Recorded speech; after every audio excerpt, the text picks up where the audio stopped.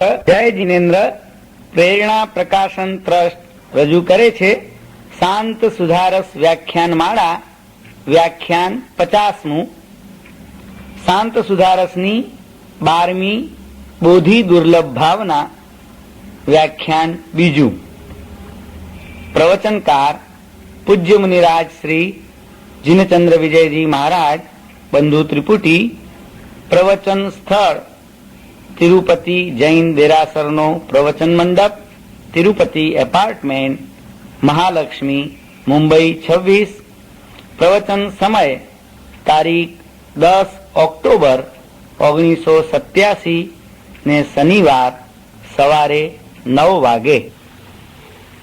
યાવદ્દેહમિદં ગદૈર્નમૃદિતં નો વા જરાજર્જરમ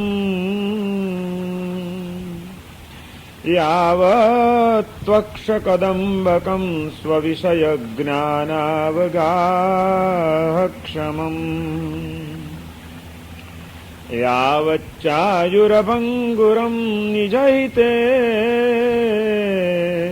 તાવદ્બુધૈર્યત્યતાં કાસારે સ્ફુટિતે જલે પ્રચલિતે પાલી કથમ બધ્યતે.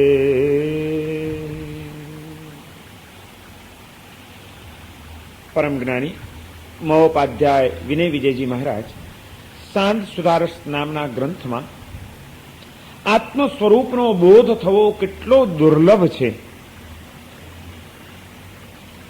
વિશ્વની અંદર જીવાત્મા જે કંઈ પણ પ્રાપ્ત કરવા માટેના પ્રયત્નો કરે છે ઘણું એ મેળવવા ઈચ્છે છે અને જે વસ્તુની એણે કામનાઓ કરી છે તે વસ્તુને મેળવવા માટેના એ સતત પ્રયત્નો પણ કરતો રહે છે. પરંતુ આ તમામ પ્રયત્નોની અંદર અને તમામ કામનાઓમાં સૌથી મુશ્કેલ અત્યંત દુર્લભ તત્વ જો કોઈ પ્રાપ્ત કરવા જેવું હોય તો તે એક જ છે અને એ સ્વ સ્વરૂપનો બોધ. બીજું બધું જ જાણ્યું જીવે, ઘણાની ઓળખાણો કરી, ઘણી માહિતીઓ મેળવી, કેટલીક કામનાઓથી એણે હૃદયને ભરી દીધું અને જીવનની એક પળોને એણે પોતાની એ મનમાં ઉઠેલી કામનાઓને પૂર્ણ કરવા માટે ખર્ચી નાખ્યું અને આ બધું કરીને એણે કંઈક મેળવ્યું. એના જીવનની અંદર કંઈક ને કંઈક તો મેળવ્યું જ છે. પરંતુ ગમે એટલા બાહ્ય તત્વો એ પ્રાપ્ત કરી લે, ગમે એટલા સ્થૂલ ભૂમિકાના સંબંધો બાંધી લે, ગમે એટલી માહિતીઓ અને જ્ઞાન કદાચ મગજની અંદર ભરી લે, તે છતાં પણ જે પરમ શાંતિની ઝંખના છે જીવની, સ્વતંત્રતાની એક ભૂખ છે અંતરની, એ ક્યારેય પણ પૂર્ણ થઈ શકતી નથી. બહારના કોઈ પણ પદાર્થો, કોઈ પણ સંબંધો, કોઈ પણ પ્રાપ્તિઓ એ આ પરમ સુખની, પરમ શાંતિની અને પરમ સ્વતંત્રતાની ભૂખને ભાંગી શકે એ અશક્ય વાત છે. કારણ કે શાંતિ, આનંદ, સ્વતંત્રતા એ બહારથી મળનારી ચીજ નથી. એ આત્માના ગુણો છે, પોતાનું જે સ્વરૂપ છે. અને જ્યાં સુધી એ પોતાના સ્વ સ્વરૂપની અંદર પ્રતિષ્ઠિત ન થાય, આપણી ચેતના એમાં એ સ્થિર ન થાય, એ સ્વ સ્વરૂપનો અવબોધ એને પ્રાપ્ત ન થાય, ત્યાં સુધી એની જે મૂળભૂત ઝંખના છે એ શક્ય જ નથી કે પૂર્ણ થઈ શકે. કારણ કે જે આત્માના ગુણો છે એ આત્મતત્વને પામવાથી, આત્માને ઓળખવાથી, આત્મ સ્વરૂપના અવબોધથી જ એની અનુભૂતિઓ થઈ શકે છે. ગુણ અને ગુણી બંને સાથે જ રહેતા હોય છે. ગુણ ત્યાં જ રહે કે જેનો ગુણ હોય એ વસ્તુ જ્યાં હોય, ગુણી જ્યાં હોય ત્યાં. મીઠાશ એ જો સાકરનો ગુણ છે તો એ મીઠાશ સાકરની સાથે રહેવાની છે. એમ શાંતિ એ આત્માનો ગુણ છે, આનંદ એ આત્માનો ગુણ છે, સુખની અનુભૂતિ એ આત્માનો ગુણ છે. તો જ્યાં આત્મ સ્વરૂપનો સ્પર્શ હશે, આત્મ સ્વરૂપનો અવબોધ હશે, ત્યાં જ શાંતિનો અનુભવ, આનંદનો અનુભવ, સુખનો અનુભવ શક્ય છે.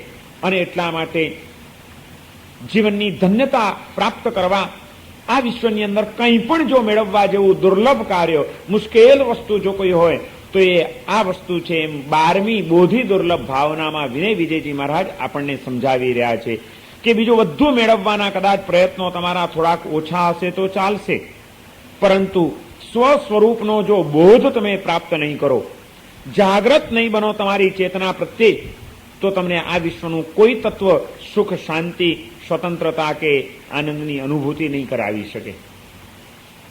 મુશ્કેલમાં મુશ્કેલ કાર્ય આ છે, અને એ મુશ્કેલ કાર્ય, એ મુશ્કેલ પ્રાપ્તિને પૂર્ણ કરવા માટે જીવે કેટલા તબક્કાઓમાંથી પસાર થવું પડે છે.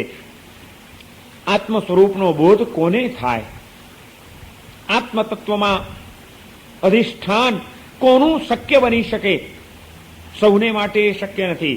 એ માટે બાહ્ય ભૂમિકાએ પણ, બાહ્ય જગતની અંદર પણ કેટલાક અભેદ્ય કિલ્લાઓને ભેદવા પડે છે, કેટલાક તબક્કાઓમાંથી પસાર થવું પડે છે, છેક અંતઃસ્થલની અંદર પહોંચવું પડે છે, અને ત્યારે એ વસ્તુને પામી શકાય છે, પ્રગટ કરી શકાય છે. એ વિના શક્ય નથી. એવા કેટલા દુર્ભેદ્ય કિલ્લાઓ ભેદવાના છે, એનો આખો એ ચિતાર આ બોધિ દુર્લભ ભાવનામાં વિનય વિજયજી મહારાજ આપણને આપી રહ્યા છે કે ભાઈ આત્મ સ્વરૂપનો બોધ કરવો છે તો એ ક્યાં થશે? આપણા જીવનું પ્રારંભ કાળ, આદિકાળ તો સૂક્ષ્મ નિગોદની અંદર હતો, કે જે સૂક્ષ્મ નિગોદની અંદર ચૈતન્યનું માત્ર એક અસ્તિત્વ છે, બીજું કંઈ જ નથી. એક ચેતનાનો ધબકાર છે, બાકી તદ્દન મૂર્છિત છે. એ ચેતના હોવા છતાં મૂર્છિત, અને ત્યાં આગળ તો કોઈ શક્યતા જ નહોતી. એ સૂક્ષ્મ નિગોદમાં અનંતકાળ પસાર કર્યા પછી બાદર નિગોદની અંદર, એમાંથી પછી સ્થાવર નિકાયની અંદર એકેન્દ્રિય, બેઇન્દ્રિય, તેઇન્દ્રિય અને ચૌરેન્દ્રિયની અંદર જીવ આવે છે. ત્યાં સુધી પણ આત્મ સ્વરૂપનો બોધ થવાની કોઈ અનુકૂળતા, કોઈ સંયોગો, કોઈ શક્યતા એને પ્રાપ્ત થઈ શકતી નથી.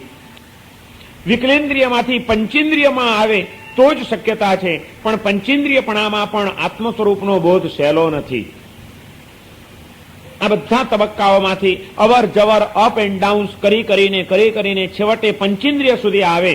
પણ પંચેન્દ્રિયપણામાં પણ જો પર્યાપ્તિઓ પૂર્ણ ન કરે, પર્યાપ્ત પંચેન્દ્રિય ન બને, તો પણ ન કામ ચાલી શકે.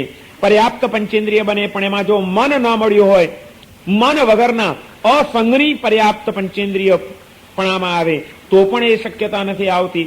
પર્યાપ્ત સંગની પંચેન્દ્રિય તરીકે નું કદાચ જીવન પ્રાપ્ત થઈ જાય, પરંતુ એ તો દેવના ભાવમાં, નારકીના ભાવમાં અને ત્રિયંચ ગતિમાં પણ પર્યાપ્ત પંચેન્દ્રિયપણું મળી શકે છે, મન પણ મળી શકે છે, પરંતુ ત્યાંય આત્મ સ્વરૂપનો બોધ સુલભ નથી. એવા પ્રલોભનો અને એવી મુસીબતો છે એ ત્રણેય ગતિઓની અંદર, કે ક્યાંક ને ક્યાંક જીવ એવો અટવાઈ જાય કે આત્મતત્વને ભૂલીને બીજા જ રવાડે ચડી જાય, કોઈક બીજી જ અનુભૂતિઓમાં ડૂબી જાય, જેના કારણે એને આ ખ્યાલ પણ ના આવે. માટે એનું પણ કોઈ મૂલ્ય નથી. એ બધા કિલ્લાઓને ભેદીને પણ મનુષ્ય ભાવ સુધી જો ના આવ્યો જીવ તો નકામું છે.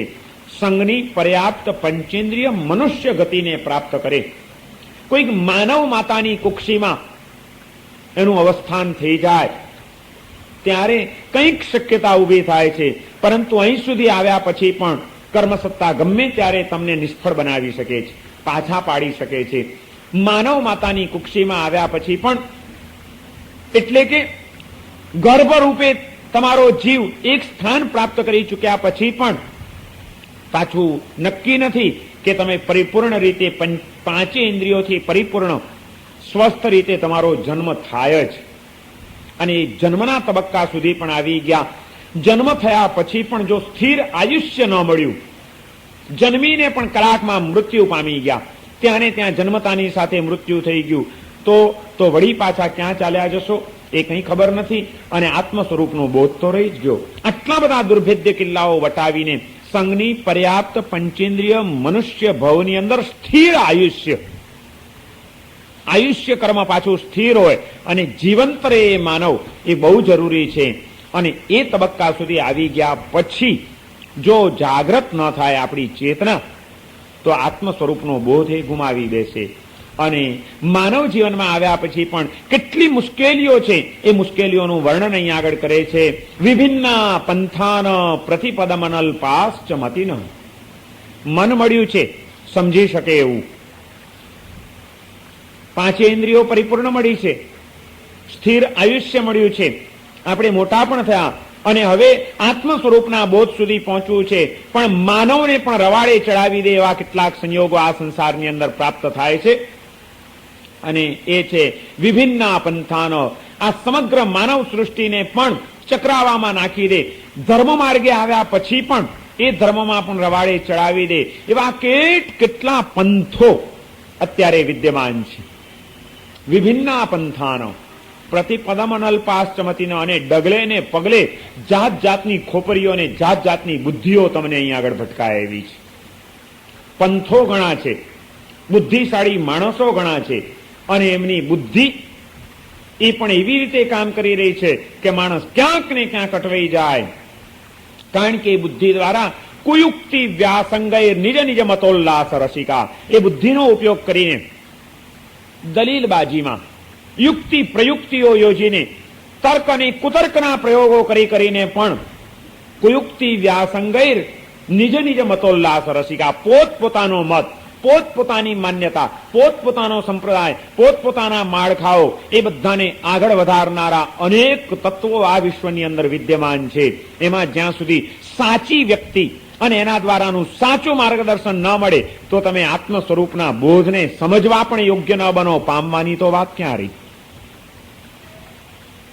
એવી ભયંકર બુદ્ધિઓ અનેકને રવાડે ચડાવી દે છે, એવી આ શક્યતા છે અહીંયા આગળ. અને આમાં જયારે એકની આગળ તમે જાઓ ત્યારે એક વસ્તુ તમને સાંભળવા મળે, બીજે દિવસે બીજા કોઈક વક્તાને સાંભળો, એની પાસે પણ એવી દલીલો હોય, એવા તર્કો હોય, એવી સરસ રજૂઆત હોય કે તમે ચક્કરમાં પડી જાઓ ને આગલા દિવસ કરતા સાવ ઊંધી વાત હોય પાછી. તમને એમ થઈ જાય કે મારું વાત તો આ વિચારવા જેવી લાગે છે, જોરદાર વાત કરી આણે. વળી ત્રીજે દિવસે ત્રીજાને સાંભળો ત્યાં એના કરતા સાવ નવું ચક્કર તમારી સામે આવીને ઉભું રહી જાય. અને આવા નવા નવા ચક્રાઓમાં નાખી દે એવી બુદ્ધિઓ જ્યારે વધુ ને વધુ વ્યાપક બની રહી છે, અને એના કારણે અનેક મતો, પંથો, સંપ્રદાયો અને માન્યતાઓની વચ્ચે આ વિશ્વ જ્યારે અટવાયેલું છે. તમે જુઓ, એક એક માન્યતાઓ અને એક એક વાદોના ઊંડાણમાં ઉતરીએ તો કેટલું ઊંડાણ હોય છે. મૂડીવાદના વિચાર તમે વિચારો, સામ્યવાદનો વિચાર કરો તમે, દરેકની પાસે દલીલો છે, દરેકના કોઈક બંધારણો છે, દરેકની કોઈક ચોક્કસ માન્યતાઓ છે, અને દરેકની વ્યવસ્થિત રજૂઆતો છે. અને ભલભલો માણસ એકવાર એના ચક્કરમાં આવી જાય એવી વાતો નથી થતી શું આજે? આર્થિક ક્ષેત્રે પણ એટલા વાદ વિવાદો, સામાજિક ક્ષેત્રે પણ એટલી માન્યતાઓ, ધાર્મિક ક્ષેત્રમાં પણ કેટલા મત મતાંતરો, અને એ બધાની અલગ અલગ રજૂઆતો, અલગ અલગ એના માળખાઓ, અલગ અલગ દલીલો, એ બધામાં ભલો માણસ અટવાઈ જાય અને આત્માને ઓળખવાની વાતો તો ક્યાં એની બાજુ ઉપર રહી જાય ને જિંદગી આ વાદમાં, વિવાદમાં, વિખવાદમાં એમાં ને એમાં પૂરી થઈ જાય. જીવન પૂરું થઈ ગયું ને વળી પાછી કોઈક સાપના મોઢા પાસે પહોંચી ગયા ને ક્યાંક પૂંછડે ક્યાં જઈને પછડાશો એ ખબર નથી. સાપ સીડીની આ રમત, આટલા પાસા નાખીને કોક સીડી મળી હતી અને છેક સ્થિર આયુષ્યવાળા મનુષ્ય ભાવ સુધી પહોંચી ગયા હતા, પણ એમાં આ કોઈક વાદ વિવાદ અને વિખવાદ મત મતાંતરોના સાપ કરડી ગયા.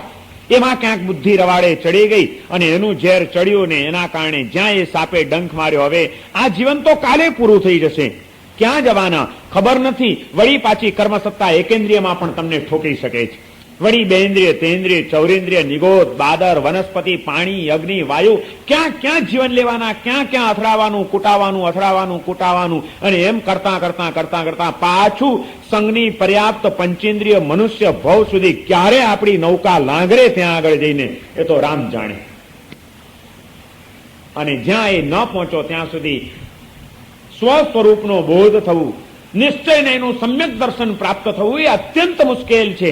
અને એ સ્વ સ્વરૂપના બોધ વિના, એ સાચા સમ્યક દર્શનની પ્રાપ્તિ વિના અને અનુભૂતિ વિના જે શાંતિની ઝંખના છે, જે આનંદની ઝંખના છે, જે પરમ સુખની ઝંખના છે અને પરમ સ્વતંત્રતાની જે ભૂખ છે એ ક્યારેય પણ પૂર્ણ નહીં થઈ શકે. કારણ કે એ આત્માના મૂળભૂત ગુણો છે અને આપણે તો બહાર ફેંકાઈ ગયા ક્યાંક ને ક્યાંક. કેટલી તકલીફો છે. વિનય વિજયજી મહારાજ આ બધી તકલીફોનું વર્ણન કરે છે. અને આ બધી પરિસ્થિતિમાં ચાલો અનેક મત મતાંતરો હોય પણ એમાંથી કદાચ બહાર નીકળી શકાય, પણ એવા કોઈ સંયોગો નથી. નદેવા સાનિધ્યમ વિદધતિ નવા કોપ્યતિશય, એવું કોઈ દેવોનું સાનિધ્ય નથી.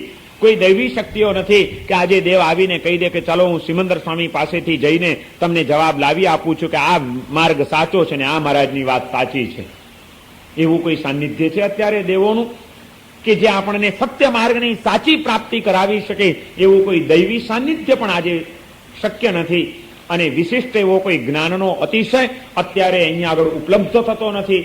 ન દેવા સાનિધ્યમ ન કોપ્યતિશય તદેવમ કાલેસ્મિન, એવા આ કાળની અંદર યહ્ય દ્રઢ ધર્મા સસુકૃતિ, અહીં દ્રઢ ધર્મ વાળો, શુદ્ધ ધર્મની પ્રાપ્તિ વાળો અને સતત જીવનને સુકૃતના માર્ગે આગળ વધારનારો એવો માર્ગ મળવો એ કેટલો મુશ્કેલ છે, અત્યંત દુર્લભ છે. આ તો થઈ માનસિક તકલીફોની વાત. કદાચ માની લો કે માનસિક કોઈ ગૂંચવાડાઓમાં આપણે ન અટવાઈએ, પણ બીજી પણ એક તકલીફ છે.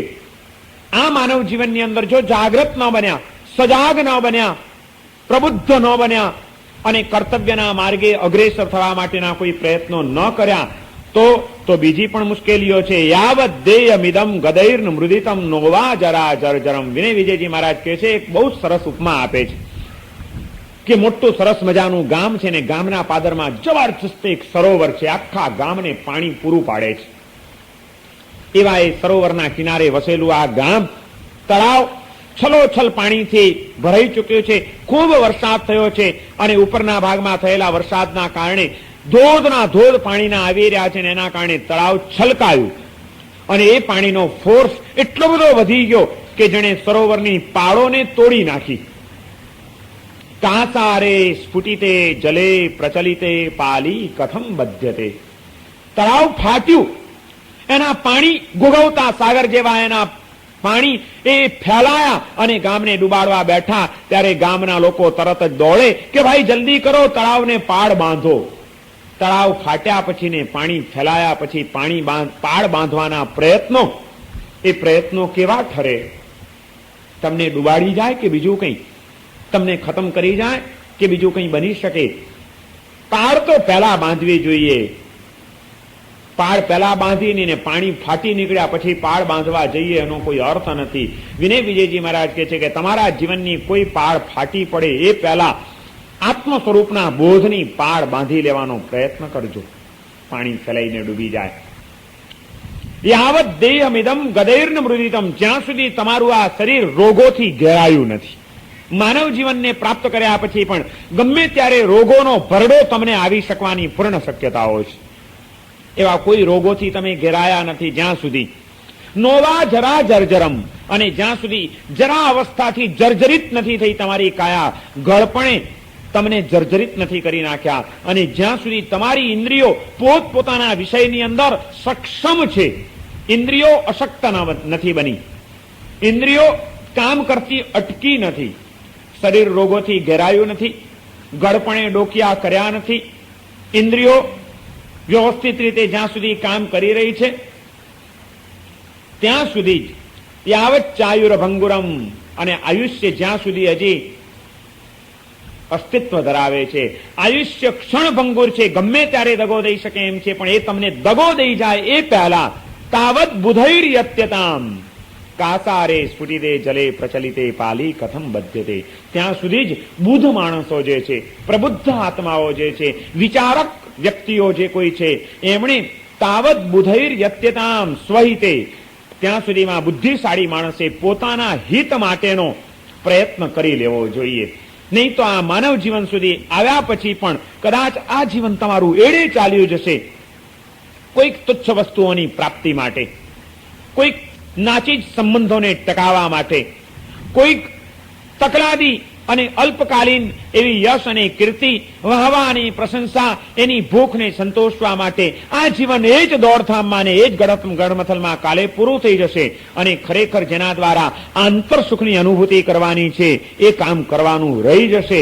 માટે જોજો, જ્યાં સુધી રોગોથી ઘેરાયું નથી શરીર, ગળપણે ડોકિયા કર્યા નથી, ઇન્દ્રિયો સમર્થ છે, આયુષ્ય દગો દઈ નથી ચૂક્યું, ત્યાં સુધીમાં પ્રબુદ્ધ વ્યક્તિઓએ નિજ હિતે પોતાના હિત માટે પ્રયત્ન કરી લેવો જોઈએ.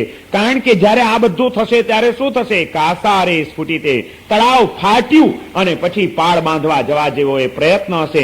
જ્યારે ઘડપણ આવી ગયું હશે, ઇન્દ્રિયો અશક્ત બની હશે, શરીર રોગોથી ઘેરાયું હશે, મોત નજર સામે દેખાતું હશે, તે વખતે પછી કદાચ તમે પ્રયત્ન કરવા જાઓ, વિચારવા જાઓ કે હવે આ કરી લઉં, આ સાધના કરી લઉં, આ સમજી લઉં, આ આત્માની ઓળખાણ કરી લઉં, એ બધા પ્રયત્નો તળાવ ફાટ્યા પછી પાળ બાંધવા જેવા એ પ્રયત્નો થવાના છે. ક્યાંક આવું ન થઈ જાય એ માટે સતત સાવધાન રહેજો. આપણને સાવધાની આપે છે. વિનય વિજયજી મહારાજ કહે છે કે બુદ્ધતામ બુદ્ધતામ બોધિ અતિ દુર્લભા જલધિ જલ પતિત સુર રત્ન યુક્ત્યા. જાગો જાગો, બોધિની પ્રાપ્તિ અત્યંત દુર્લભ છે. કોના જેવી? જેમ સમુદ્રના તળિયે કોઈક રત્ન ચાલ્યું ગયું હોય, હાથમાંથી ઉછળીને પડી ગયું વાણમાંથી, અને એ રત્ન ગુગવતા સાગરની અંદર જો પડી જાય તો એ જેમ પ્રાપ્ત થવું મુશ્કેલ છે, એમ આ સંસાર સમુદ્રની અંદર આત્મ સ્વરૂપનો બોધ થવો એ અત્યંત મુશ્કેલ છે. જલધિ જલ પતિત સુર રત્ન યુક્ત્યા. માટે શું કરવું? સમ્યગારાધ્યતામ સ્વહિતમીય સાધ્યતામ બાધ્યતામ અધરગતિ રાત્મ શક્ત્યા. 3 વાતો બતાડી એને. કેટલા સરસ શબ્દ પ્રયોગો કર્યા છે. ભાષાનું જે લાલિત્ય છે અહીંયા આગળ વિનય વિજયજી મહારાજનું આપણને જોવા મળે છે કે બુદ્ધતામ, સાધ્યતામ, બાધ્યતામ, એક એક જે સંસ્કૃત ભાષાના શબ્દ પ્રયોગો છે એની જે મીઠાશ છે એ મીઠાશ પણ આત્માને પ્રેરિત કરે એવી છે. સમ્યગારાધ્યતામ સ્વહિતમીય સાધ્યતામ બાધ્યતામ અધરગતિ રાત્મ શક્ત્યા. સમ્યગારાધ્યતામ, આ બોધિ રત્નની સમ્યક આરાધના કરી લ્યો. સાચી રીતે અને સારી રીતે એને આરાધી લ્યો. એ કરવાથી શું થશે? એની આરાધના કરવાથી આત્મ સ્વરૂપના બોધ પ્રત્યે તમે જાગૃત બનશો. એ આત્મ સ્વરૂપના બોધની તમે આરાધના કરશો તો એનાથી શું થશે? સ્વહિતમીય સાધ્યતામ, એનાથી તમારા પોતાના આત્માનું હિત સધાઈ જશે. બોધિની આરાધના કરો અને એના દ્વારા આત્મહિત સાધી લ્યો. સ્વહિતમીય સાધ્યતામ, અને એ આત્મહિત સાધી લેશો તો એનું પરિણામ શું? બાધ્યતામ અધરગતિ આત્મશક્ત્યા. અધોગતિ, એ અધોગતિની તમે બાધા પહોંચાડી દો, અધોગતિને અટકાવી દો. આત્માની તિર્યંચ ગતિ અને નરક ગતિની અંદર આત્માનું થતું ભ્રમણ, એ ભ્રમણને તોડવાની અને અટકાવવાની તાકાત જો કોઈનામાં હોય તો તે આત્મ સ્વરૂપના અવબોધ રૂપ આ સમ્યક દર્શનની અંદર છે. સમ્યક દ્રષ્ટિ આત્માની ક્યારેય પણ દુર્ગતિઓ ન થઈ શકે એ કર્મ સિદ્ધાંત કે છે. અને એ જ વાત વિનય વિજયજી મહારાજ અહીંયા આગળ કે છે કે બોધિની ઉપાસના કરી લ્યો, બોધિની આરાધના કરીને આત્માનું હિત સાધી લ્યો, અને એ સાધશો તો બાધ્યતામ અધરગતિ, અધરગતિ નીચેની ગતિઓ છે, અધોગતિ છે, એ તમારી અટકી જશે. 4 ગતિની અંદર સતત જીવ પરિભ્રમણ તો કરતો જ રહ્યો છે. હજી પણ તમારે શું? તિર્યંચ ગતિ અને નરોગ ગતિ રૂપ અધોગતિની અંદર તમારે હજી ઢસડાવવું છે. જન્માંતરની દ્રષ્ટિએ વિચારીએ તો પણ અધોગતિ એટલે આ તિર્યંચ અને નરક ગતિ, અને વર્તમાન જીવનની દ્રષ્ટિએ વિચારીએ તો આત્માનું અધોગમન ન થાય, એની અધોગતિ ન થઈ જાય, એ માટે પણ જો કોઈ ઉપાય હોય તો તે એક જ છે, અને એ આત્મા પોતે પોતાના સ્વરૂપને ઓળખી લે. તમે તમારી જાતને ઓળખી લો, આત્મ સ્વરૂપનો અવબોધ પ્રાપ્ત કરી લો, તો જ તમારી અધોગતિઓ અટકી શકશે. નહીં તો જીવ ક્યાં પછડાશે, ક્યાં અથડાશે એનો કોઈ ભરોસો નથી. અને એટલા માટે જાગ્રત બની જાઓ. બુદ્ધતામ બુદ્ધતામ, બોધ પામો, સજાગ બનો, એમ વાત કરે છે આપણને. કારણ કે આ આત્મ સ્વરૂપનો બોધ પ્રાપ્ત કરવા માટેની ઘણી અનુકૂળતાઓ તમને પ્રાપ્ત થઈ ચૂકી છે. નહીં તો આટલી બધી જાગૃતિ વિનય વિજયજી મહારાજ આપણને ન આપત. પણ શાંત સુધારસ ગ્રંથ એમણે આપણા માટે લખ્યો છે, અને આપણને આટલી અહોભાવનાથી જોઈએ છે કે આ કેટલા ભાગ્યવાન આત્માઓ છે કે છેક આટલા બધા દુર્ભેદ્ય કિલ્લાઓ, 13 કિલ્લાઓને વટાવીને એ છેક સ્થિર આયુષ્યવાળા મનુષ્ય ભાવ સુધી આવી ચૂક્યા છે. હવે એમને સજાગ બનાવવા જોઈએ. પરંતુ ઉભા રહ્યો, સ્થિર આયુષ્યવાળું મનુષ્ય જીવન પણ મળી જાય તો ત્યાં તો આત્મ સ્વરૂપનો બોધ શક્ય છે ને? તો કે ના, ત્યાં પણ શક્ય નથી. મનુષ્ય ભાવમાં પણ બધાને માટે શક્ય નથી. લબ્ધય નરભવો નાર્ય દેશેષુય સભવતી પ્રત્યુતા નર્થકારી. અહીંયા આગળ કદાચ મનુષ્ય ભાવ મળી જાય, પણ એ જો અનાર્ય દેશમાં ક્યાંક મળી ગયો હોય તો એ અનાર્ય દેશમાં મળેલું માનવ જીવન લાભદાયક તો નહીં, ઉપરથી વધુ નુકસાનકારક બની શકે એમ છે. વધુ નુકસાનકારક બને. 7મી નારકીમાં કોણ જાય ખબર છે? આ સમગ્ર સંસારની અંદર ગમે એવા ભયંકરમાં ભયંકર પાપો કરીને પણ 7મી નારકીમાં જાય તો કોણ જાય? માત્ર માનવ જઈ શકે, બાકી કોઈ ન જઈ શકે. સિંહ, વાઘ, વરુ આવા ભયંકર હિંસક પ્રાણીઓ ગમે એટલા પાપો કરે તોય સિંહ મરીને વધુમાં વધુ 6ઠ્ઠી નરક સુધી જાય. 7મી નારકીમાં જવાનો ઇજારો અને રાઇટ્સ માત્ર માનવને છે. જે માનવ છેક ઉપર પણ જઈ શકે છે, એ માનવ છેક નીચે પણ જઈ શકે છે. બંને એનામાં શક્તિઓ છે અને એટલા માટે માનવ જીવન શ્રેયસ્કર જ હોય એવો એકાંતે નિયમ નહીં. એ ભયંકર પણ બની શકે છે માનવ જીવન. માટે અહીંયા આગળ વિનય વિજયજી મહારાજ કહે છે કે આટલા બધા દુર્ભેદ્ય કિલ્લાઓ વટાવીને સ્થિર આયુષ્ય વાળું મનુષ્ય જીવન કદાચ પ્રાપ્ત થઈ ગયું, પણ એ મનુષ્ય જીવન પણ આત્મ સ્વરૂપના બોધ માટે લાયક નહીં ઠરી શકે. જો એ અનાર્ય દેશની અંદર તમને આ જીવન પ્રાપ્ત થઈ ગયું તો એ ઉપરથી નુકસાનકારક બનશે. કારણ કે વાતાવરણ જ એવું હશે જ્યાં આગળ માત્ર દેહની જ દ્રષ્ટિ છે, પૂતગલના જ રંગો છે. જે સંસ્કૃતિમાં, જે વાતાવરણમાં, જેની ધરતીમાં, જેના કણ કણની અંદર આ જ વાતો ફેલાયેલી છે એને અનાર્ય દેશ કહેવાય. જ્યાં આગળ દેહથી ઉપર ઉઠીને કોઈક બીજું પણ કોઈક તત્વ છે એનો જ્યાં વિચાર કરવામાં આવ્યો હોય, જ્યાં આગળ એ તત્વને પામવાના માર્ગો બતાડવામાં આવ્યા હોય, જ્યાં આગળ એને માટેનો અનુકૂળ વાતાવરણ પ્રાપ્ત થઈ શકતું હોય, જ્યાં આગળ એ જાતના સંસ્કારો ગળથુથીમાંથી મળી શકતા હોય, એ દેશ, એ વાતાવરણને આપણે ત્યાં આર્ય ગણવામાં આવ્યું છે. વિનય વિજયજી મહારાજ કહે છે કે માનવ જીવન તો મળ્યું, પણ જો ક્યાંક અનાર્ય દેશમાં માનવ જીવન મળી ગયું હશે તો એ માનવ માત્ર દેહની ભૂમિકાએ, પૂતગલ ભાવની ભૂમિકાએ, ભૌતિક સુખોની જ એષણામાં જીવન જીવતો એ માનવ શું પ્રાપ્ત કરી શકશે? એને આત્માનો વિચાર પણ ક્યાં આવશે? આજે એવા કરોડો માનવ, કદાચ તમને લાખો માનવો મળી શકશે કે જેને તમે પૂછો કે આત્મ સ્વરૂપનો બોધ મેળવવો છે, કે આત્મા શું એની જ ખબર નથી. કોણ માને છે આત્માને? આત્માને માનવા જ જ્યાં તૈયાર નથી, આત્માનો કોઈ વિચાર પણ જ્યાં નથી, ત્યાં આત્માને પામવાની વાત તો ક્યાં કરવી? એને મળેલું માનવ જીવન શેમાં ચાલ્યું જશે? શેને માટે એના જીવનમાં પ્રયત્નો શેના હશે? છેક ઉપર પહોંચીને કોઈક સાપના એવા મોઢા આગળ આવી જવાનો છે કે જ્યાંથી વળી પાછું એનું પૂંછડું છેક અને નીચે લાવીને મૂકી દે. એવા ભયંકર પાપાચરણો એ અનાર્ય દેશની અંદર શક્ય છે અને સુલભ છે. એવા કોઈક અનાર્ય દેશમાં કદાચ આપણને પણ માનવનું જીવન મળી ગયું હોત તો પણ વળી એક આપણો પુણ્યનો ઉદય જાગ્રત થયો કે માનવ તરીકેનું જીવન મળ્યું, એ પણ અનાર્ય દેશમાં નહીં, આર્ય દેશમાં તમને માનવ તરીકેનું જીવન મળી ગયું. પુણ્યનો ઉદય છે. માટે જ આપણે એક દુર્ભેદ્ય કિલ્લો પાછો આપણે વટાવ્યો. ચાલો આર્ય દેશમાં માનવનું જીવન મળી જાય, હવે તો કોઈ વાંધો નહીં ને? આત્મ સ્વરૂપનો બોધ હવે થઈ જાય? નહીં, હજી પણ વાર છે. આર્ય દેશ સ્પૃશામ અપી સુકુલ જન્મનામ. આર્ય દેશમાં પણ પાછું સુકુલમાં જન્મ મળવો એ દુર્લભ છે. આર્ય દેશ તો ખરો, ધરતી તો આ ખરી, પણ અહીંયા આગળ પણ કોઈક એવા અનાર્ય કુળમાં જન્મ મળી જાય. અનાર્ય દેશમાં ન મળવો જોઈએ ને અનાર્ય કુળમાં પણ ન મળવો જોઈએ. સારા કુળની અંદર, સંસ્કારી કુળમાં જન્મ મળે કે જ્યાં આગળ જન્મતાની સાથે એવા વાતાવરણો પ્રાપ્ત થાય કે જે વાતાવરણ તમને વધુ ને વધુ વિકાસના માર્ગે આગળ લઈ જવામાં સહયોગી બની જાય, એવા કુળમાં જન્મ મળવો એ પણ પાછું દુર્લભ છે. આત્મ સ્વરૂપના બોધની દુર્લભતાને પ્રાપ્ત કરવા માટે એ પહેલા આ બધી દુર્લભ વસ્તુઓને પ્રાપ્ત કરવી પડે છે.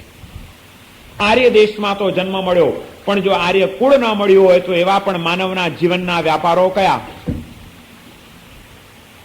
આ જ પવિત્ર ધરતી ઉપર અને આ આર્ય દેશમાં પણ એવા અનાર્ય લોકો આપણને મળે કે નહીં જોવા માટે? કોઈક આદિવાસી માની પેટે જન્મ લઈ લીધો હોત તો, કોઈક જંગલોની અંદર ત્યાં આગળ આપણે ઠોકાઈ ગયા હોત તો આજે કયા વાતાવરણ હોત? જોયા છે આદિવાસીઓના જીવન? પશુઓમાં ને એમનામાં બહુ જાજો ફરક નથી હોતો.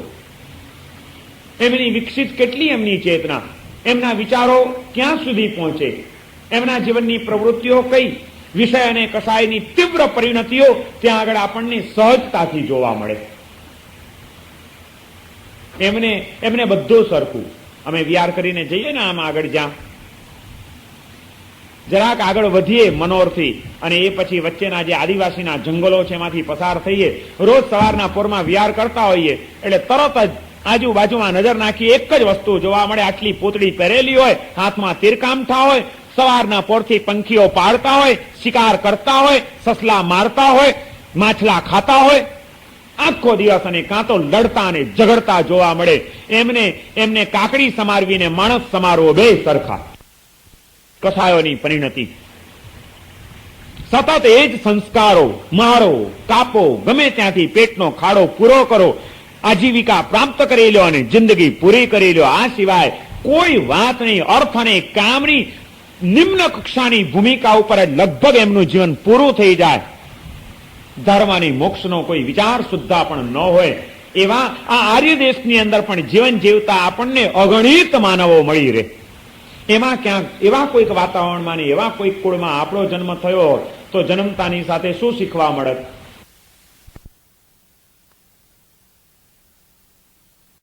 નિશાન કેમ તાકવું, શિકાર કેમ કરવા, ઉડતા પંખીઓને કેમ પાડવા, એ જ શીખવાનું મળ્યું હોત. એને બદલે એવા એક કુળમાં જન્મ મળી ગયો છે કે જે કુળમાં જન્મ મળતાની સાથે તલ્લી રોટલી કૂતરાની એવો સંસ્કાર તમને પ્રાપ્ત થાય છે.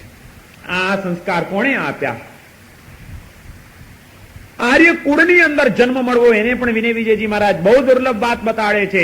કારણ કે આર્ય કુળમાં મળ્યો હોય જન્મ તો એવા જીવનને પ્રાપ્ત કરી ચૂકેલો આત્મા એના હૃદયની કોમળતા કેળવાય, એના હૃદયની પવિત્રતા જળવાય. એવા સંસ્કારો સહજપણે એને ઘરની અંદર જ પ્રાપ્ત થઈ ગયા વિના રહે નહીં.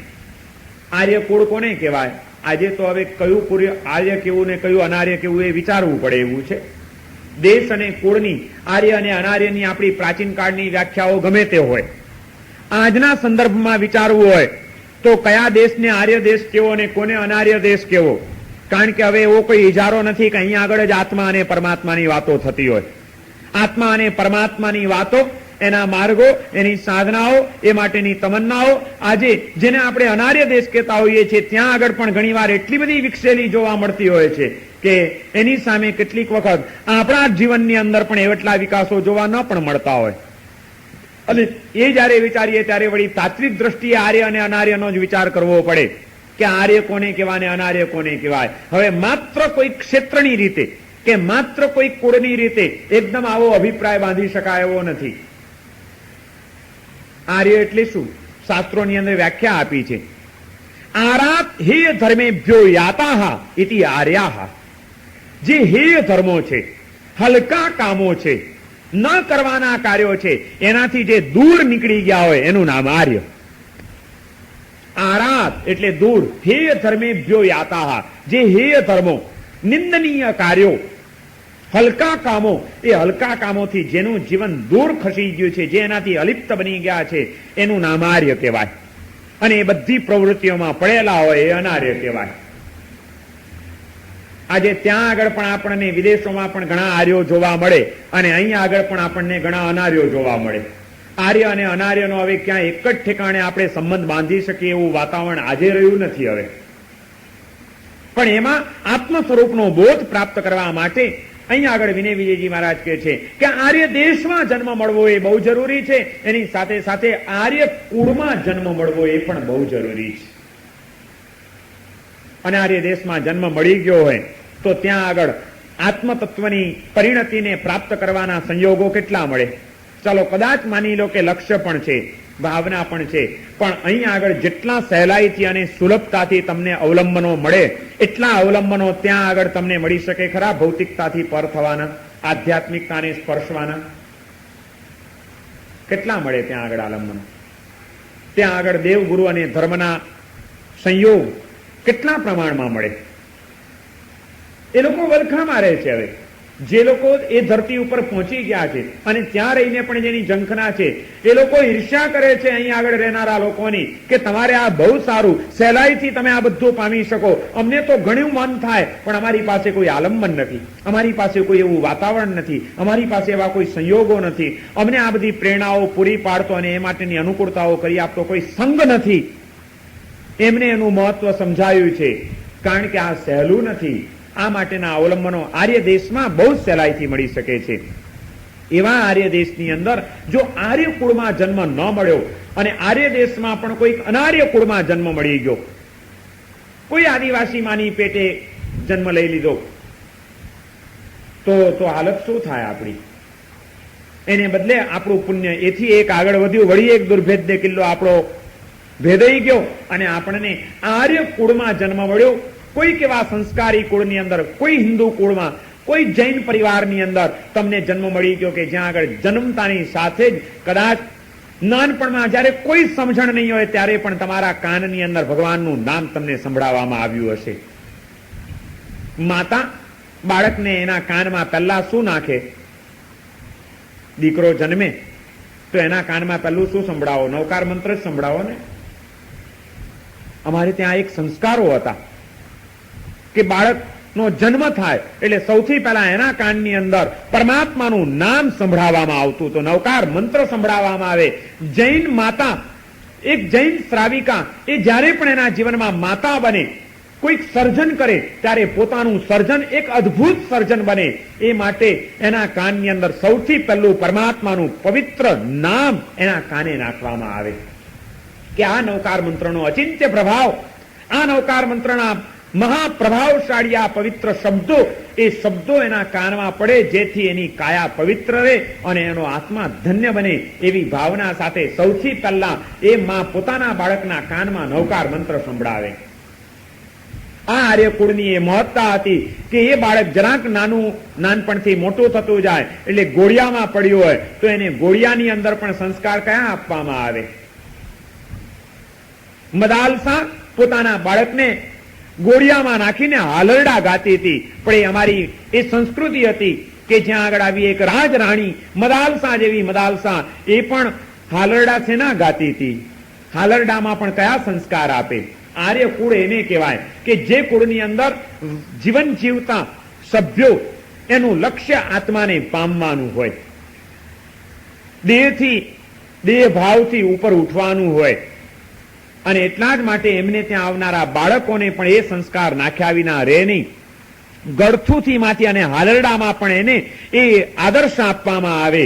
મદાલસા ગાતી હતી, પોતાના બાળકને આમ ગોળિયામાં સુવડાવીને હાલરડું ગાતી હતી. શુદ્ધોસી બુદ્ધોસી નિરંજનોસી સંસાર માયા પરિવર્જિતોસી. બેટા તું શુદ્ધ છે, તું બુદ્ધ છે, તું મુક્ત છે. આ સંસારના કોઈ પણ રંગોથી તારે રંગાવાનું નથી. સંસાર માયા પરિવર્જિતોસી. મદાલસાનું ચરિત્ર અને એની અંદર એને ગાયેલા હાલરડા એ પણ આપણને એક દ્રષ્ટિ આપે એમ છે કે આર્યકુળ કોને કહેવાય. આર્યકુળની અંદર આવેલા એ ભાગ્યવાન આત્માની એટલા માટે એને દુર્લભ ગણવામાં આવ્યું છે. એનું સદભાગ્ય એ છે કે એને એવી માતા મળી હોય કે જે માતા હાલરડા પણ એવા ગાય કે જેમાં એને આ સંસારના ભૌતિક રંગોથી ઉપર ઉઠવાના આદર્શો આપવામાં આવે. શુદ્ધોસી બુદ્ધોસી નિરંજનોસી. તું શુદ્ધ છે, કોઈ પણ અશુદ્ધિથી આ જીવનમાં તારે ખરડાવવાનું નથી. તું બુદ્ધ છે, અજ્ઞાનનો અંધકાર તારા આત્મામાં હું ટકવા નહીં દઉં, તને સમ્યક જ્ઞાનના માર્ગે હું લઈ જઈશ. નિરંજનોસી. કોઈ પણ રંગ આ દુનિયાનો તને લાગી ન જાય એ માટે તારી મા તરીકે હું સાવધાન રહીશ. સંસાર માયા પરિવર્જિતોસી. સંસારની આ જે કઈ માયાઓ છે આજે અમે ભલે બધા એમાં બંધાયા છે, પરંતુ તું એનાથી રહિત છે અને રહિત રહેવાનો બેટા તું પ્રયત્ન કરજે. કોઈ સમજણ ન હોય ત્યારે પણ અવ્યક્ત મનની અંદર પણ આ શબ્દોના સંસ્કાર પાડીને એ માતા પોતાના કેવા કર્તવ્યો બજાવતી હશે કલ્પના કરો તમે. અને એ માત્ર આર્ય કુળમાં શક્ય બને છે. એટલા માટે એને દુર્લભ કહેવામાં આવ્યું છે. આત્મ સ્વરૂપનો બોધ કંઈ સહેલો નથી. અનંત કાળથી ભટકતો આપણો આત્મા આજ સુધી કેમ ન પામી શક્યો? જો સહેલું હોત તો ક્યારનો મળી ગયો હોત. પણ મુશ્કેલ કાર્ય છે આ બધું, બહુ મુશ્કેલ કાર્ય છે. અહીંયા આગળ જ આ બધી વાતો સમજવા મળે છે. એ બાળક જરાક મોટું થાય એટલે માં તરત જ એને નાનપણથી જ એને સંસ્કાર આપે કે જોજે ક્યાંય સ્વાર્થી બનતો નહીં, એકલપેટો થતો નહીં, બીજાના સુખનો વિચાર કરજે, બીજાનું દુઃખ દૂર કરવા માટે પ્રયત્નશીલ રહેજે. કરુણાના સંસ્કારો આ અમારા આર્યકુળની અંદર બાળકોને નાનપણથી મળતા હતા. રસોડામાં રોટલા ઘડતા ઘડતા રસોઈ કરતા કરતા પણ માતા પોતાના બાળકની અંદર ગળથુતીમાં સંસ્કારો નાખતી હતી. એ આમ રસોઈ કરતી હોય પણ રસોઈ કરતા એ સંસ્કરણનું કાર્ય ભેગું જ એનું ચાલતું હોય. એ રોટલા ટીપે અને જ્યાં પહેલો રોટલો તૈયાર થાય એટલે જાણી જોઈને બાળકને એ ખબર પડે, બાળકના મનમાં એ સંસ્કાર પડે. એટલા માટે તરત જ રોટલો શેકતા શેકતા બોલે કે પહેલો રોટલો કૂતરાનો, પહેલા આપણે નહીં ખાવાનું, પહેલા મૂંગા પ્રાણીને ખવડાવવાનું. આ સંસ્કાર બાળકને પડવો જોઈએ. અને જ્યાં રોટલો તૈયાર થાય એટલે માં પોતે ન જાય નાખવા, એના બાળકને બોલાવે કે બેટા જા બાર કૂતરાને રોટલો નાખી આવ. બાળકના હાથે નંખાવે, જેથી એનામાં એ સંસ્કાર પડે કે ના, મારે બીજાને પહેલા ખવડાવવાનું, પછી મારે ખાવાનું. આ અમારી સંસ્કૃતિ હતી, આ અમારી પરંપરાઓ હતી. એટલે એ લોટ અને સાકરનું મિશ્રણ કરીને બાળકને લઈને જાય અને કીડિયારા ઉપર નાખે કે જો આ બિચારી કીડી છે ને, એને ખાવા જોઈએ, ચલ નાખ, એને નાખ. અને એ રીતે એને સંસ્કાર પડે. અમારે ત્યાં શિક્ષણમાં પણ એ સંસ્કાર આપવામાં આવતા હતા. અમારા સાહિત્યકારો, અમારા કવિઓ, અમારા શિક્ષણ શાસ્ત્રીઓ એ બધા આ દ્રષ્ટિપૂર્વકનું આયોજન કરતા હતા કે આ શિક્ષણ પ્રાપ્ત કરી ચૂકેલી વ્યક્તિ એ સારામાં સારી દયાવાન બને, કરુણાવાન બને, સંસ્કારી બને, શીલવાન બને. એ જાતના જ એને પાઠો આપવા જોઈએ. કવિતાઓ પણ અમારી એવી હતી, સીધી સાદી, પણ તે છતાં કેટલા બધા પાયાના સંસ્કાર નાખી જાય એવી કવિતા શીખવાડવામાં આવતી હતી. જૂના માણસો શીખ્યા હશે, હવે તો કવિતાઓ બદલાઈ ગઈ છે. કાળી તે કૂતરીને આવ્યા ગલુડિયા, બે કાળા ને બે ભૂરિયાઓજી, ચાલો ગલુડિયા રમાડવા જઈએ. આ કોઈ ગલુડિયા રમાડવાની વાત નહોતી, પણ ગલુડિયામાં પણ આપણી જેવો જીવ છે એ ભાવના જગાડવાની આની પાછળની વાત હતી. કે કાળી તે કૂતરીને બાળકને એમ થાય કે ના, અમારે ત્યાં નીચે બિલ્ડિંગમાં ગલુડિયા આવ્યા છે, તો ચાલો બે કાળા છે, બે ભૂરા છે, આપણે ગલુડિયાને રમાડવા જઈએ, એને દૂધ પીવડાવીએ. સાંજ પડે ને છોકરાઓ કંતાન લઈને નીકળી પડે, ગલુડિયાઓને રાતના કંતાન ઓઢાડી દે શિયાળામાં કે આને ગલુડિયાને ઠંડી ન લાગે. આ બધું શું હતું? આ કોઈ છોકરાઓની રમત નહોતી, આ કોઈ કવિઓના જોડકણા નહોતા, પણ આવા એક બિલકુલ સાહજિકતાથી, ખબર પણ ન પડે એ રીતે બાળકમાં એક કરુણાનો સંસ્કાર જાગી જાય, એને બીજા જીવનો વિચાર કરવાની ભૂમિકા એનામાં આવતી જાય. એ રીતે સહજપણે આ ચીજોને ગોઠવી દેવામાં આવી હતી. હવે તો આવી કવિતાઓ એ ગઈ, હવે ટ્વિંકલ ટ્વિંકલ કરતા થઈ ગયા છોકરાઓ. બિલકુલ સહજતાથી, સરળ શબ્દોમાં અને હૃદયસ્પર્શી રીતે જે આ સંસ્કારો આપવામાં આવતા હતા એવા સંસ્કારો નથી આજે શિક્ષણમાં મળતા. આજે પહેલો રોટલો કૂતરાનો એ બોલવાનું માતાઓ ભૂલી ગઈ છે, કૂતરાને રોટલો નાખવાનું છોકરાઓ ભૂલી ગયા છે, કૂતરાઓ પાડવાના શોખ વધી ગયા. પણ જીવદયાનો સંસ્કાર વ્યાપક બને એ જાતની પ્રવૃત્તિઓ ઘટી ગઈ. જે આર્યકુળનું મહત્વ હતું એ તો આ દ્રષ્ટિએ મહત્વ હતું કે એક સંસ્કારી માતા, એક સમજદાર માતા પોતાના બાળકનું કેવું ઘડતર કરે, એક એક નાની નાની બાબતમાં પણ એને કેવી રીતે તૈયાર કરતી જાય કે જેના દ્વારા એ બાળક એક દિવસ મોટું થાય ત્યારે કોઈક એક એવું અદ્ભુત માર્ગ એને પ્રાપ્ત થઈ જાય, એના જીવનનો વિકાસ એવો મેળવી લે કે જેના દ્વારા એ આત્મ સ્વરૂપનો બોધ પામ્યા વિના રહે જ નહીં. જીવદયાના એને સંસ્કાર મળે, પરમાત્મા ભક્તિના સંસ્કાર મળે. છોકરું આવડું હોય પણ માં એને આંગળીએ વળગાડીને પણ દેરાસર રોજ લઈ જાય અમારી માતાઓ. કઈ ના આવડતું હોય તો જે કરો, જે કરો. એને એટલો સંસ્કાર પડે કે આ કોઈક મહાન તત્વ છે ને એને પગે લાગવું જોઈએ, ભલે ને જે કરવાના સંસ્કાર પડે, કઈ સમજણ ન હોય. અને જયારે બોલતા શીખે ત્યારે પહેલો શબ્દ કયો એના મોઢામાંથી બોલાવે? માં. એ માં બોલતા પણ પછી શીખે, નમો બોલતા પહેલા શીખે. અને જેને નમો બોલતા આવડ્યું હશે ને શીખવાડ્યું હશે જે માતા હોય, એ જ બાળક કાલે માતાને પણ નમવાનું શીખશે. અને જો નમો શીખવાડ્યું નથી તો એ બાળક કાલે ભગવાનને નહીં નમે ને તમને નહીં નમે, અક્કડ થઈને ક્યાંક તમારી જિંદગી બરબાદ કરી નાખશે. આર્ય કુળની અંદર બાળકનો જન્મ થવો એ દુર્લભ એટલા માટે કીધું છે કે આટલી જાગ્રત માતાઓ જ્યાં આગળ હોય એ કુળ આર્ય કુળ કહેવાય. જ્યાં આગળ આ સંસ્કાર નથી, આવું સંસ્કરણનું કોઈ કાર્ય થતું નથી, એ કુળ ભલે કદાચ બહારથી આર્ય કહેવાતું હોય, એવા કુળને આજના સંદર્ભમાં આપણે આર્ય નહીં કહી શકીએ. કારણ કે જો મૂળમાં જ આ સંસ્કારો નહીં મળ્યા હોય તો આગળ વધતા એ બાળક કઈ રીતે સન્માર્ગે આવી શકશે? બહુ મોટી જવાબદારી છે.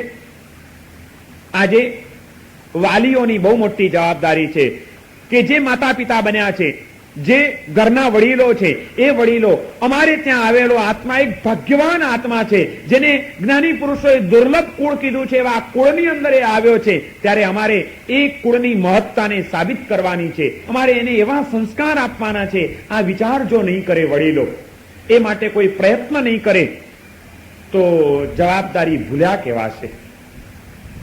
બહુ ગંભીરતાથી વિચારવાની જરૂર છે. એક એક બાબતમાં તમે તમારા બાળકોના સંસ્કરણનો વિચાર કરો અને એ દ્વારા એમને જે એક દુર્લભ વસ્તુ પ્રાપ્ત થઈ છે એ દુર્લભતાને સફળ બનાવો.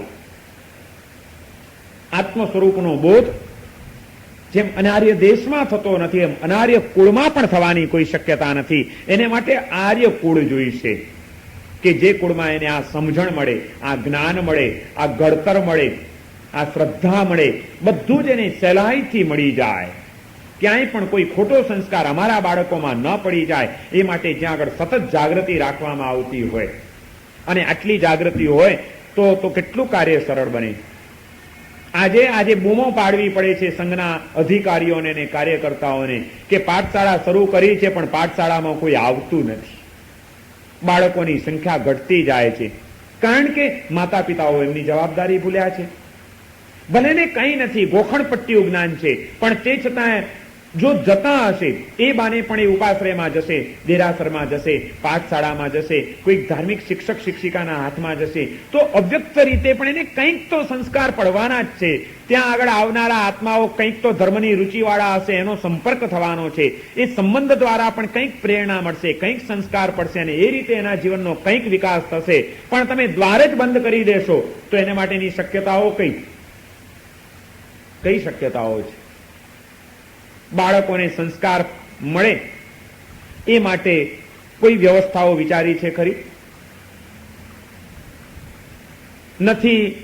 પાઠશાળાઓના ઠેકાણા આપણા, અને પાઠશાળા હોય તો પાઠશાળામાં આવનારાઓના ઠેકાણા નથી, અને નથી ઘરમાં એને સંસ્કાર મળતા, તો એ બાળકના જીવનના વિકાસ માટેની તકો ક્યાં એને પૂરી પડવાની છે? તમારા બાળકોને માટે ઇલેક્ટ્રોનિક્સ રમકડા તમે કદાચ લાવી આપ્યા હશે, એને માટે તમે જાત જાતની રમત ગમત મેળવી આપી હશે, પણ એ બાળકોને જેમ એ બધું આપો છો એ પણ એક એનો આનંદનો પ્રકાર છે. નિર્દોષ રીતે આનંદ મેળવે એમાં આપણને કોઈ વાંધો પણ ન હોઈ શકે. એક બાળ સહજ જીવનને માટે અનુરૂપ જે કંઈ જોઈએ એને પણ આનંદ જોઈશે. નિર્દોષ આનંદ જ્યાંથી મળે ત્યાંથી એને તમે અપાવો, પણ એની સાથે સાથે એને સંસ્કાર મળે એવો પણ કોઈ પ્રયત્ન ખરો કે નહીં આપણો? રમકડા ઘણા લાવી આપ્યા, પણ એ બાળકોને રસ પડે એવી સરસ અને સંસ્કાર મળે એવી સરસ ચિત્રવાળી વાર્તાઓની ચોપડીઓ કેટલી લાવી આપી? માત્ર રમતથી જ તમારું બાળક તૈયાર થશે કે સંસ્કાર પણ જરૂરી બનશે? અને એ સંસ્કાર, ચલો બાળકોને વાર્તામાં રસ પડે છે ને, તો એવી ઘણી બધી વાર્તાઓના પણ પુસ્તકો મળે છે, સાહિત્ય મળે છે, પણ કમનસીબી છે આપણા સમાજની કે આપણો સમાજ ઘરેણા માટે પૈસા ખર્ચી શકે છે, સાડીઓ માટે પૈસા ખર્ચી શકે છે, ઇલેક્ટ્રોનિક્સ આઇટમો વસાવવા માટે પૈસા ખર્ચી શકે છે, પણ જ્ઞાનના પુસ્તકો વસાવવા માટે ત્યાં બહુ મોંઘા છે પુસ્તકો. કોઈ દિવસ તમને એ વિચાર ના આવ્યો કે સાડી બહુ મોંઘી છે તો હવે સાડીઓ નહીં લેવી? ચોપડીઓ મોંઘી થઈ ગઈ માટે ચોપડીઓ લેવાનું બંધ કર્યું, તો કાપડે ઘણું મોંઘું થઈ ગયું છે, કાપડ ખરીદવાનું એ બંધ કરો ના. પણ અમને અમારા મહોત્સવ જેટલા પ્રિય છે એની તરફ અમારું જેટલું આકર્ષણ છે એટલું આકર્ષણ હજી અમને જીવનના સંસ્કારો માટે, એ સંસ્કાર સમૃદ્ધિને જગાડનાર સમ્યક જ્ઞાન માટે અમને ક્યાં આવ્યું છે કે જેથી અમે એનો વિચાર કરી શકીએ? આજે ઘણું બધું એવું પણ સાહિત્ય મળે છે સરસ મજાનું કે જે બાળકો હોંશે હોંશે વાંચે, પ્રેમથી વાંચે, એવી સરસ ચિત્રમય વાર્તાઓ, બાળ સાહિત્ય પુષ્કળ મળે છે, જેના દ્વારા એને કંઈક પાયાના સંસ્કારો સારા પડે. અને એવી ચોપડીઓ લાવીને તમે તમારા બાળકોને આપો. જેમ એ કલાક રમે છે એમ અડધો કલાક એને એમ કહો કે આલે વાર્તા વાંચ. એ વાર્તા વાંચશે તો એને કંઈક સંસ્કાર પડશે. એ શ્રવણની વાર્તા વાંચશે અને એને માતા પિતા પ્રત્યેનો કોઈક પ્રેમ તો જન્મશે. એ રામાયણની વાર્તા વાંચશે તો એને કંઈક તો સંસ્કાર મળશે ને.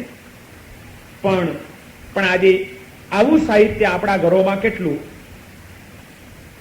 ચોપાનિયાઓ કેટલા, અને આવું સંસ્કાર પ્રેરક એવું સાહિત્ય કેટલું, અને એમાં પણ બાળકોને રસ પડે એ જાતની એની રસવૃત્તિને ઉત્તેજિત કરે, રસવૃત્તિને પોષે એ જાતનો પ્રયત્ન કરવા માટે સચિન અને સક્રિય એવા માતા પિતાઓ કેટલા મળે.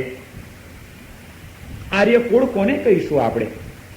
બહુ મોટી જવાબદારી છે આપણી કે જો આપણને આર્યકુળ મળ્યું છે જેના દ્વારા આપણે આપણા આત્માનો કંઈક વિકાસ સાધી શકીએ છીએ, તો એવા જ આપણા કુટુંબની અંદર જે બાળકો આયા હોય એને પણ એ કુળ આર્યકુળ બની રહે અને એનો પણ આત્મિક વિકાસ સતત ચાલતો રહે. એ માટે વધુ ને વધુ આલંબનો, વધુ ને વધુ વાતાવરણને, વધુ ને વધુ જાગૃતિ કેળવ્યા વિના ચાલવાનું નથી આપણને. નહીં તો આપણે પણ આપણું જીવન ગુમાવી બેસશું ને આપણા બાળકો પણ એમનું જીવન વ્યર્થ ચાલ્યું જશે અને વળી પાછા ક્યાં ચાલ્યા જશે.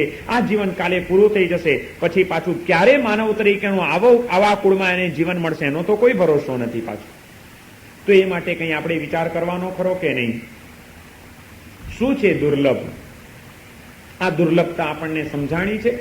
મારું બાળક સ્કૂલે નહીં જાય તો નહીં જ ચાલે, મારા બાળકને વ્યવસ્થિત ટ્યુશન નહીં હોય તો નહીં જ ચાલે, પણ મારું બાળક પાઠશાળાએ નહીં જાય તો નહીં જ ચાલે. આવો આગ્રહ માતા પિતા કેમ ન રાખે? પાઠશાળા ગયો, જા પાઠશાળા જઈ આવો, નહીં તો કાલે તને રમવા નહીં મળે. આવું કોઈ દિવસ કીધું બાળકોને આપણે? એ પાઠશાળામાં જવાનું મન થાય એવા આકર્ષણો આપણે ઉભા કર્યા ખરા? એક વાત યાદ રાખજો, જો પાઠશાળાઓને પણ જીવંત બનાવવામાં નહીં આવે, પંતુજીની જેમ ગાથાઓ આપી દીધી ને લઈ લીધી ને કલાક પૂરો કરીને ડ્યુટી ભરીને માસ્તરો ચાલ્યા ગયા, તો એવી પાઠશાળાઓ હવે લાંબો ટાઈમ ચાલી શકે એમ નથી. પાઠશાળાઓને રસમય બનાવવી પડશે, બાળકોને આકર્ષણ થાય ત્યાં જવાનું એવું કોઈક વાતાવરણ ઊભું કરવું પડશે, એવા કોઈક શિક્ષકોને શોધીને લાવવા પડશે. પણ આપણને તો ઓછામાં ઓછા પૈસાનો શિક્ષક જોઈતો હોય, જેને ઓછામાં ઓછો પગાર આપવો પડે ને વધુમાં વધુ ડ્યુટી ભરે, અને પછી આપણે બૂમો મારીએ કે પાઠશાળાઓમાં બાળકો આવતા નથી, કોઈ દિવસ નહીં આવે. એને આકર્ષણ થાય એવી આપણે પાઠશાળા ક્યાં બનાવી છે? પણ એવા કોઈક આયોજનો આપણે ક્યાં રાખ્યા છે? બાળકોને પ્રોત્સાહન મળે એવા આયોજનો જોઈએ. બાળક છે એને તો પ્રોત્સાહન જોઈશે, એને કંઈક લાલચ જોઈશે, એને કંઈક આનંદ જોઈશે, એને કંઈક નિર્દોષ પ્રસન્નતા મળે એવું કંઈક વાતાવરણ જોઈશે. એવી રીતે તમે આયોજન કરો કે ભાઈ મહિનામાં 30 દિવસની અંદર 25 દિવસ જે બાળકની હાજરી હશે એને મહિનામાં 1 દિવસ ચાલો ટ્રીપ ઉપર લઈ જવામાં આવશે. કરો આયોજન. જુઓ પછી બાળકો ફટાફટ આવે છે કે નહીં. એને અગાસી લઈ જવામાં આવશે, એને થાણા લઈ જવામાં આવશે, એને તિથલ લઈ જવામાં આવશે. આયોજન કરો કંઈક. એને કંઈક એવા પ્રલોભનો કરો કે આ રીતે આટલું ભણશે, આટલી ગાથા કરશે, એને આ જાતના ઇનામો આપવામાં આવશે. કંઈક ને કંઈક એવા સુંદર અને વ્યવસ્થિત આયોજનો કરવા જોઈએ કે જેથી બાળકોને પણ મન થાય, એના વાલીઓને પણ એમ થાય કે મારું બાળક આમાં કેમ આગળ આવે ને એ કેમ ઇનામ લઈ આવે, એ કેમ આ લાભ પ્રાપ્ત કરી જાય. તો એ રીતે આકર્ષણ વધે. બાકી ફરિયાદો કર્યા કરો, કાંઈ વળે નહીં. અને એ જેમ સંઘની જવાબદારી છે, માતા પિતાઓની આ જવાબદારી છે કે ગમે તેમ કરીને ભલે બાળક નાના પાડતું હોય છતાં પરાણે પણ એને સ્કૂલે નાનું હતું ત્યારે મોકલતા હતા કે નહીં, રડતું હતું છતાં પણ એને ધક્કો મારીને કાઢતા હતા કે નહીં. એમ ભલે કદાચ ના પાડે, ના જવું પડશે, નહીં તો નહીં મળે ખાવાનું, ચલો જાઓ. એમ જો કંઈક વ્યવસ્થિત પ્રયત્ન કરવામાં નહીં આવે અને પહેલેથી જ જો આ શિક્ષણ આપવામાં નહીં આવે તો કાલે ઉઠીને આત્મ સ્વરૂપનો વિચાર ને આત્માનો અનુભવ ને આ બધી વાતો તો અધ્ધર વાતો રહી જવાની છે. મૂળથી જ આપણે આલંબનોથી એને દૂર કરી નાખ્યો. બાળકોને નાનપણથી જ આવા સંસ્કારો પાડો, એને મંદિરોમાં જવાના સંસ્કાર પાડો, એને સાધુ મહારાજ પાસે જવાના સંસ્કાર પાડો. આંગળીએ પકડીને પણ એને લઈ જાઓ, ચાલ મહારાજ સાહેબના દર્શન કરો, ચલો જય કરો, ચલો ખમાસમણું આપો. તો એને થાય કે આ મારા દેવ છે, આ મારા ગુરુ છે, આ મારો ધર્મ છે. આ દેવ ગુરુ અને ધર્મ પ્રત્યેની કોઈક શ્રદ્ધાનું બીજ રોપાય એના હૈયામાં. કોઈક અહોભાવ જન્મે એના અંતરની અંદર, ક્યારેક પણ એનું આકર્ષણ પેદા થઈ જાય એ તત્વોની પ્રત્યે, તો એ તત્વો પ્રત્યેનું આકર્ષણ, શ્રદ્ધા અને અહોભાવ એને આવતીકાલે જ્યારે સમજદાર થશે, મોટું થશે, ત્યારે એને કોઈક એવું વાતાવરણ પણ એમાંથી મળી રહેશે જતા આવતા કે જેનાથી એનો આત્મ સ્વરૂપના બોધ તરફનો વેગ આગળ વધી જશે અને ખરેખર આ તત્વને પામી જશે. આ માટેની અનુકૂળતાઓ પૂરી પાડતો યોગ્ય આલંબનો જ્યાં આગળ મળી રહે અને વાતાવરણ સુલભ બને એ માત્ર આર્ય કુળમાં શક્યતા છે. માટે વિનય વિજયજી મહારાજે કીધું કે આર્ય દેશમાં માનવ તરીકેનો જન્મ મળવો એ સહેલો છે, દુર્લભ છે. એની પછી આર્ય કુળમાં જન્મ મળવો એ પણ પાછો દુર્લભ છે. ચાલો, આર્ય દેશમાં પણ મળી ગયો અને આવા સંસ્કારી જાગ્રત માતા પિતા ને ત્યાં આર્ય કુળની અંદર પણ જન્મ મળી ગયો. હવે તો આત્મ સ્વરૂપનો બોધ સહેલો ખરો? હવે તો થઈ જ જાય ને? નહીં, હજી પણ વાર છે. વિનય વિજયજી મહારાજ કહે છે કે બોધી અતિ દુર્લભા, અત્યંત દુર્લભ છે બોધ પ્રાપ્ત થવો. આટલી હદ સુધી આવ્યા પછી પણ આર્ય દેશ સ્પૃશામ અપી સુકુલ જન્મનામ દુર્લભા વિવિદિશા ધર્મ તત્વે. આર્ય કુળમાં પણ જન્મ લીધા પછી પણ ધર્મ તત્વની જિજ્ઞાસા જાગવી પાછી બહુ દુર્લભ છે. આર્ય કુળ હોય, સંસ્કારી માતા પિતા મળેલા હોય, બધું હોય, તે છતાં પણ એવા પણ કુળમાં તમને એવા અનેક યુવાનો, એવા અનેક માનવો જોવા મળે કે જેને પોતાને ધર્મ તત્વ તરફ કોઈ રુચિ જ ન હોય, એની કોઈ જિજ્ઞાસા જ ન જાગતી હોય. મા બાપે પ્રયત્ન પણ કર્યા પણ પાછા એ પ્રયત્નો પણ સફળ થવા દુર્લભ છે. માતા પિતા અત્યંત ધર્મિષ્ઠ અને શ્રદ્ધાવાન હોય અને એના જ બાળકો એ બિલકુલ નાસ્તિક કે ઉદ્દંડ હોય, એવું પણ આપણને જોવા મળે કે નહીં? આ સંસારમાં ક્યાં મળે? મા બાપને દુઃખ થતું હોય કે અમારું બાળક અને આમ કે, અને સમજાવીને થાકે છતાં પેલાના કોઈ કર્મના ઉદયો એવા વિચિત્રો હોય કે એનો કોઈ મેળ જ ન પડતો હોય. વિનય વિજયજી મહારાજ કહે છે કે આર્ય કુળમાં જન્મ લીધા પછી પણ દુર્લભા વિવિદિશા ધર્મ તત્વે, ધર્મ તત્વને માટેની વિવિદિશા, એને સમજવાની ઈચ્છા, એની જિજ્ઞાસા જાગવી અત્યંત દુર્લભ છે. બધાને એ પણ જાગતી નથી. બાપ મંદિરમાં જાય ને દીકરો થિયેટરમાં જાય, સાથે જ નીકળે બાપ. આવું બને. બાપ કે મારે વ્યાખ્યાનમાં જવું છે ને દીકરો કે મારે ક્લબમાં જવું છે, એવું બને. બધું જ શક્ય છે. કારણ કે આ રુચિ જાગવી એ સહેલી નથી. રુચિ પણ બહુ મુશ્કેલ છે. અને એ માનો કે એ પણ કદાચ પ્રાપ્ત થઈ ગયું, ચાલો ધર્મની જિજ્ઞાસા એ જાગી ગઈ, ધર્મની અભિરુચિ જાગૃત થઈ ગઈ, તો પછી હવે તો ધર્મની પ્રાપ્તિ એ તો સહેલી ને? તો કે ના, વિવિદિશાયામ અપી શ્રવણમતિ દુર્લભમ.